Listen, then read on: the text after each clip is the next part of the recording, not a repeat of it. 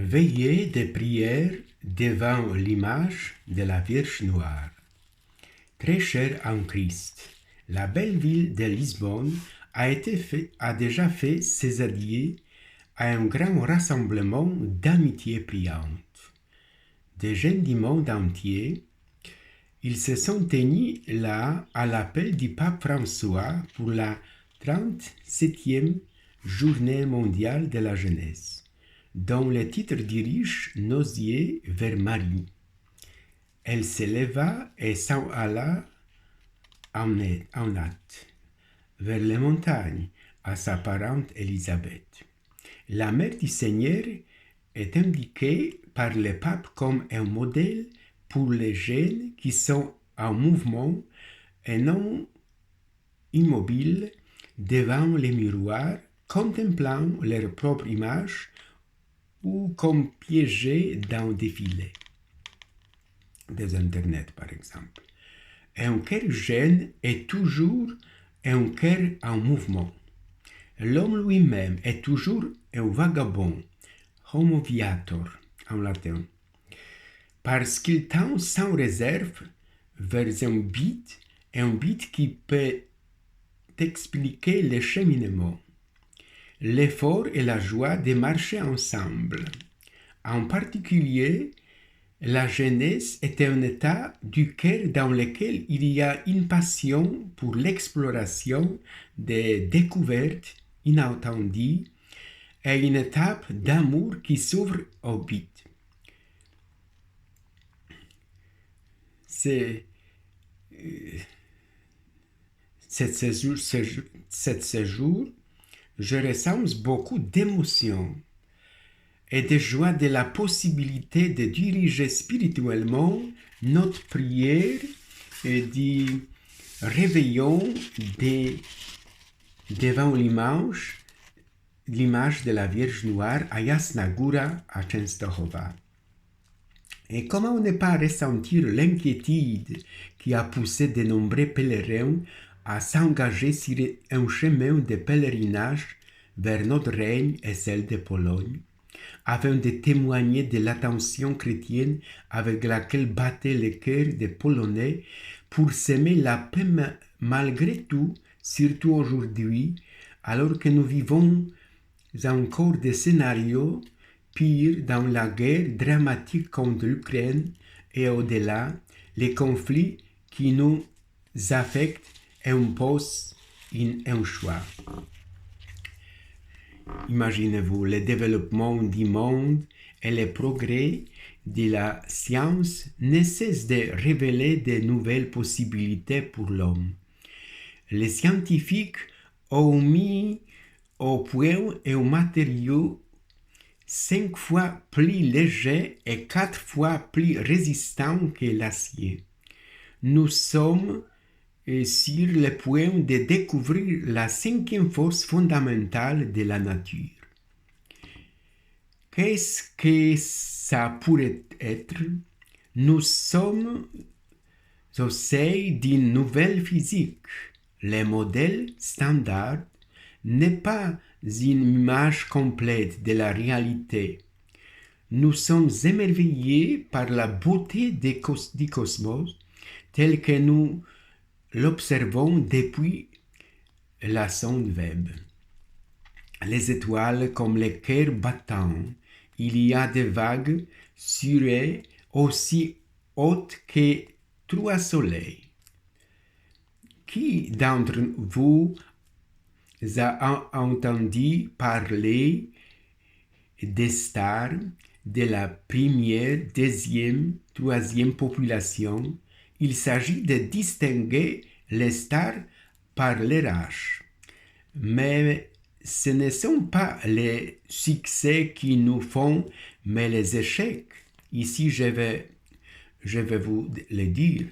Vous pouvez tomber, mais vous devez vous relever. La guerre fait la même chose aux gens. Ils mettent un mousquet dans votre main et s'extasient sur le plus grand sacrifice, la gloire et l'honneur. En fait, ils marchent dans la boue et qui dort avec une couverture trouée juste pour tuer un pauvre type qui croyait au même mensonge que toi. C'est humain de travailler et pas divin. Le monde du progrès, avec ses labyrinthes, n'est peut-être pas notre choix. La paix est plus un vocabulaire qu'un mot, dirais-je en rappelant que le fleuve de la paix se nourrit d'affluents et se jette dans des estuaires aux noms difficiles et profonds comme le désarmement, l'économie de la justice, la protection de la création, la légalité et démocratie, violence dans le domaine des droits de l'homme, participation, respect des personnes, bien commun.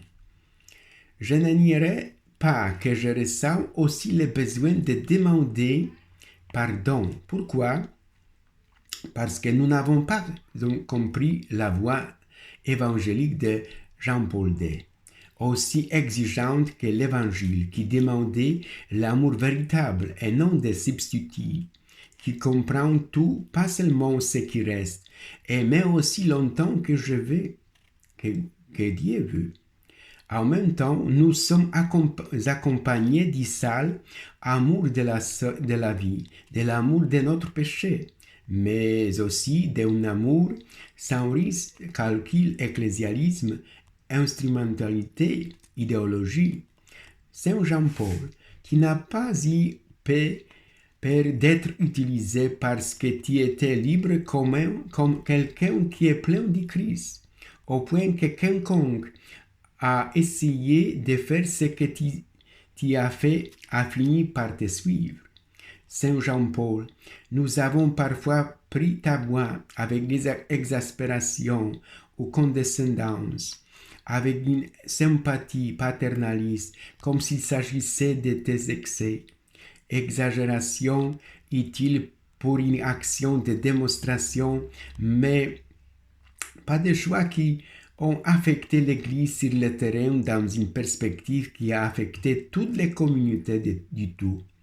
Nous vénérions tous ces bons cœurs, mais les stigmatisations souvent comme inventives ou trop partiales.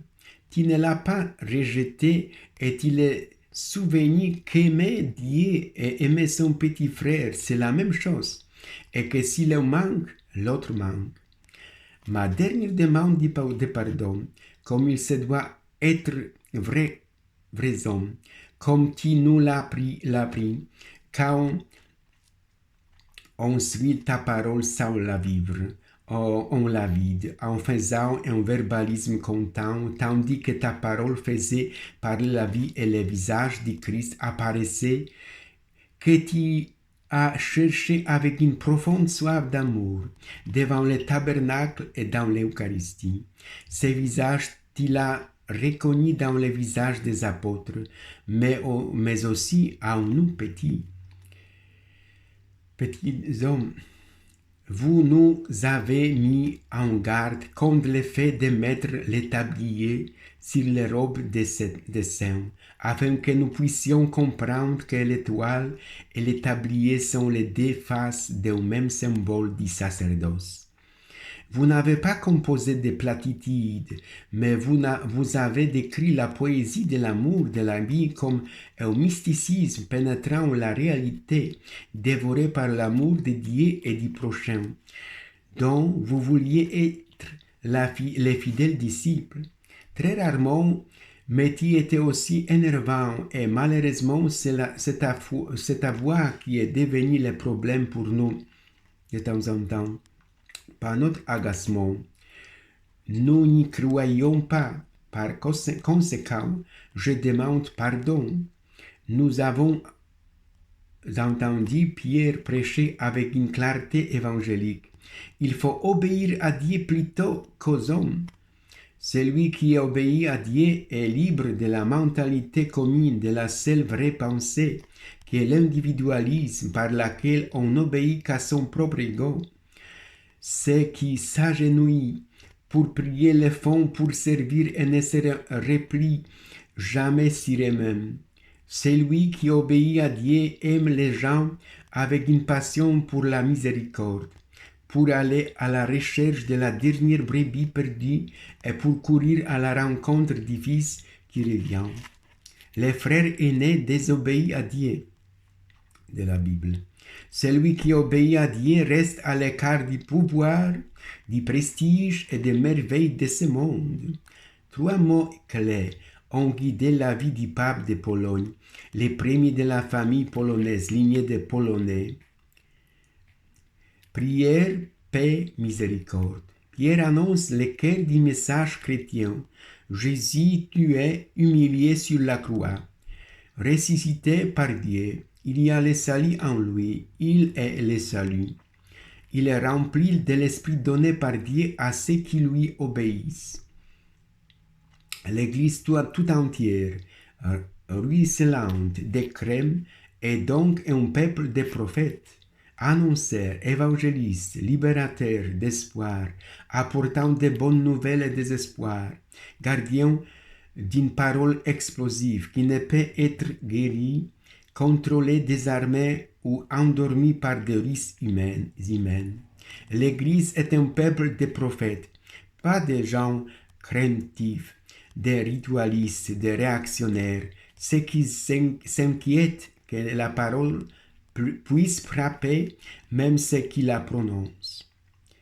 Saint Jean-Paul, comme d'autres saints, a remarqué que c'était sans sincérité personnelle, le style de quelqu'un qui, debout, fasse visible, sans arrogance, parle ouvertement et en toute liberté des langages de sa rencontre avec Dieu, qu'il se sent désormais irrévocablement engagé.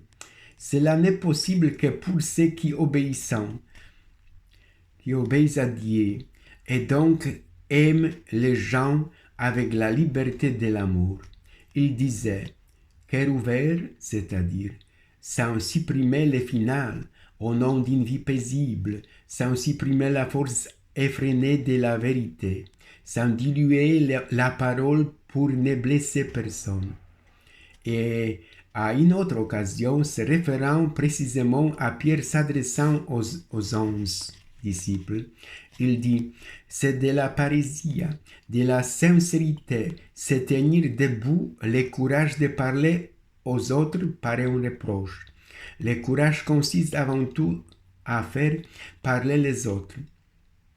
La parésie est quelque chose de complètement différent de gonfler les mots avec la rhétorique. C'est le contraire du déclaratoire ou du protagonisme. Elle est étroitement liée à la communion.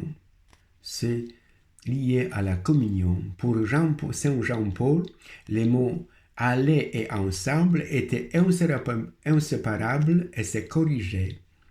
Il n'y avait pas d'autre chemin que d'aller ensemble et il n'y avait pas d'autre raison d'être ensemble que d'aller ensemble. L'Église n'est pas faite pour un style de vie sédentaire, pour la contemplation de soi, mais pour marcher dans les rues des gens. Si nous restons sur place, nous finirons inévitablement par nous disputer pour savoir qui est le plus grand, et le service deviendra une chose personnelle plutôt qu'une considération pour les autres. L'Église n'est pas une institution caritative, une organisation non gouvernementale, mais le corps du Christ, une entité dont les membres sont les pauvres. On peut dire en grande partie les pauvres qu'il ne faut pas comprendre seulement dans un sens matériel, mais aussi moral et spirituel, et les aide à entrer dans le mystère du Christ. Sortir chez son voisin, ce n'est pas exposer les certitudes de la foi. Vous n'y allez pas parce que vous avez toutes les certitudes, mais seulement parce que vous avez le Christ. Et parce que, comme l'a dit Paul XVI à propos du concile, pape Paul XVI, l'histoire ancienne du Samaritain est le paradigme d'une spiritualité qui nous fait regarder les besoins humains avec une grande sympathie. L'histoire ancienne du Samaritain était un modèle de spiritualité dans ce temps. Saint Jean-Paul II était un amoureux de l'homme, sans réductionnisme anthropologique, parce qu'il était un homme, un évêque, un pape entièrement tourné vers Jésus-Christ et son évangile. Il pouvait porter la même attention scrupuleuse à la fois aux personnes connues par leur nom, leur visage, leur histoire et leurs événements personnels, ainsi qu'aux problèmes planétaires de paix et de guerre, d'environnement et de migration. Et ce n'était pas seulement un intérêt mondial ou local, mais une extraordinaire capacité d'amour, grâce à laquelle il lui disait toujours de sortir de lui-même. Gardez votre cœur fermé et votre cœur battant loin. C'est une autre grande leçon du pape qui n'a jamais cessé de se confier à l'Esprit de Dieu. Il invite toujours à regarder du ciel, de celui qui se laisse appeler. C'est ce soir, le refrain du psaume responsorial nous a conduit à prier ainsi. Seigneur, écoute les cris des pauvres. Il semble que ce soit le revers de la médaille épiscopale de Monseigneur Tonino Bello, avec la devise « Que les pauvres soient écoutés et se réjouissent ». L'évêque cismentionné, comme Jean-Paul, a gardé son regard fixé sur Jésus, là où Dieu et l'homme se sont rencontrés à l'horizon du salut. Je remercie l'évêque pour ses paroles. Et maintenant, Saint Jean-Paul, bénis encore une fois cette église dont tu as été un berger intelligent et un chef fervent, et que tu as aimé jusqu'à la fin. Bénis, nous te le demandons, chaque grain de bonté, chaque désir de paix, chaque étincelle d'espérance cachée dans le cœur de chacun de nous. En ce temps de ténèbres, fais de nous des étincelles d'amour et de lumière qui transforment les blessures. Car tu as vécu et continues de nous apprendre à vivre cette beauté, tout l'homme et tous les dieux, qui nous donne un esprit sans mesure et donne tout à ceux qui le cherchent. Bien-aimés en Christ le Seigneur, je vais vous montrer le chemin vers la lumière. Regardez Edith Stein, Sainte Thérèse Bénédicte de la Croix. Thérèse Bénédicte, dont nous nous sommes souvenus hier dans la liturgie, a trouvé un jour dans la bibliothèque d'un ami les œuvres de Sainte Thérèse la Grande, Vie, Forteresse intérieure, Saint-Intérieur et d'autres. Après avoir lu ces ouvrages, elle a compris que la foi peut être une foi essentielle, mais aussi une foi vécue comme une expérience. Ce dernier l'a conduit au camp d'Auschwitz. Et un autre grand saint, l'évêque Augustin d'Hippone, regardant la vie de sainte sa mère Monique, il a finalement cru Dieu lui-même et connut la grâce de la conversion. Plus tard, il comprit aussi que la grâce a plusieurs noms, qu'il faut vivre par la grâce de la persévérance. Imaginez-vous. Et a międzyzdroje,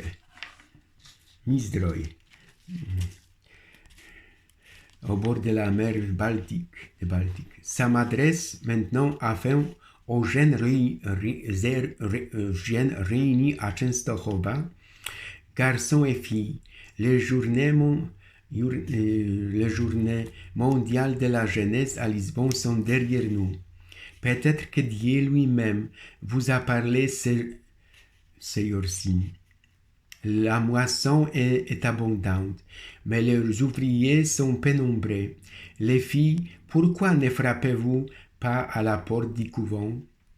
Les garçons, je vais vous le dire ici, pendant votre séjour au séminaire, vous devez étudier les enseignements et la volonté de Dieu pour chacun de nous, mais aussi